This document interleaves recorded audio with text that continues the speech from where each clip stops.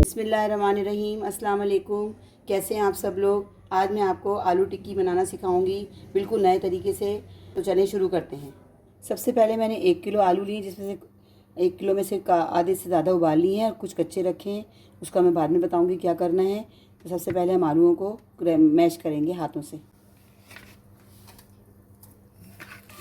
अगर आप चाहें तो मैशर से भी कर सकते हैं, लेकिन मैं हाथ से इसलिए कर रही हूँ कि थोड़ा ज़रा मोटा मोटे इसके आलूओं के चंक्स आएँ टिक्की के अंदर। अब हम इसमें मसाले डालेंगे। सबसे पहले नमक 1 टीस्पून, 1 टीस्पून पिसी लाल मिर्च, 1 टीस्पून भुना हुआ क्रश ज़ीरा, 1 टीस्पून कटी हुई हरी मिर्च, हाफ़ टीस्पून चाट मसाला, और थोड़ा सा हम इसमें अनारदाना डालेंगे क्योंकि आलू की टिक्की में थोड़ा सा अनारदाना अच्छा लगता है।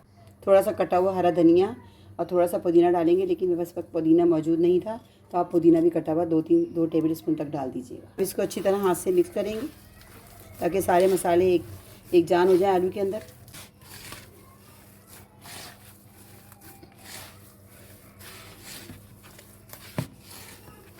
इस तरह देखें आलू का मसाला होगा मिक्स हुआ हुआ, थोड़े थोड़े चंक्स नज़र आ रहे हैं आलूओं के, और इसको थोड़ी देर के लिए हम फ्रिज में रख देंगे। ये 2 आलू मैंने कच्चे निकाल लिए थे, इसको हम कद्दूकस करेंगे बड़े वाले कद्दूकस से, इस तरह से। ये आलू टिक्की की क्रिस्पी सी कोटिंग बनेगी। जो कद्दूकस कर रही हूँ मैं आलू, मैं भी आपको दिखाती हूँ कि किस फॉर्म में होने चाहिए। ये इस तरह होने चाहिए, लेकिन इसमें पानी बिल्कुल नहीं होना चाहिए। इसको अभी हम पानी में भिगो देंगे और इसका जितना फालतू स्टार्च है सारा निकाल देंगे। उसके बाद मैं आपको बताऊँगी कि क्या करना है। ये देखिए मैंने दोनों आलू कद्दूकस कर लिए हैं, उसको पानी में भिगो दिया है, और इसको अच्छी तरह मसल के इसका सारा फालतू स्टार्च निकाल लेंगे। आलूओं में बिल्कुल भी पानी नहीं होना चाहिए। ये देखिए आलूओं का मैं पानी निकाल रही हूँ, जो फालतू पानी इसमें निकल जाएगा, और आलू को बिल्कुल खुश्क कर लेना है।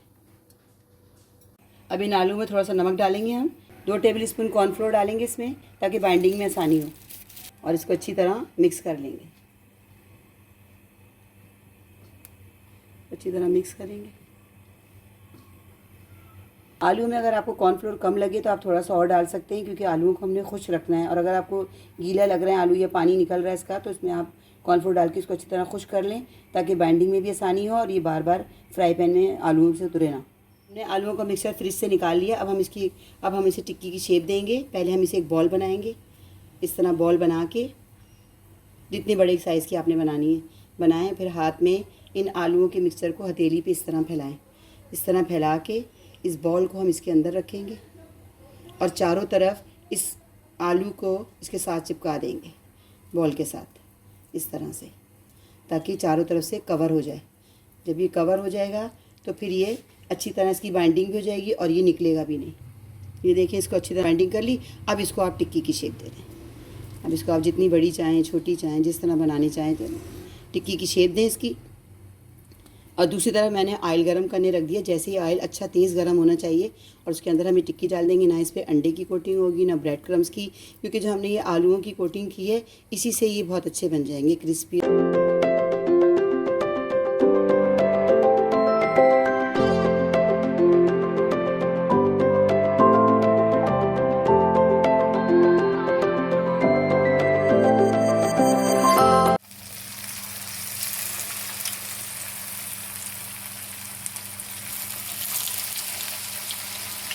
दूसरी तरफ मैंने ऑयल गरम करने के लिए रख दिया था।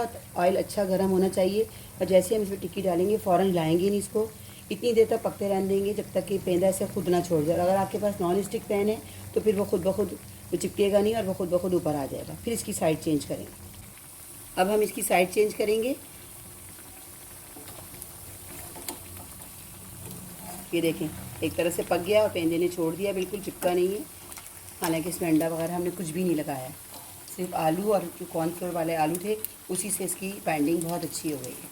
अब हम इसकी साइड पलट दी। दूसरी तरफ से भी इसे गोल्डन कलर आने तक पकने देंगे।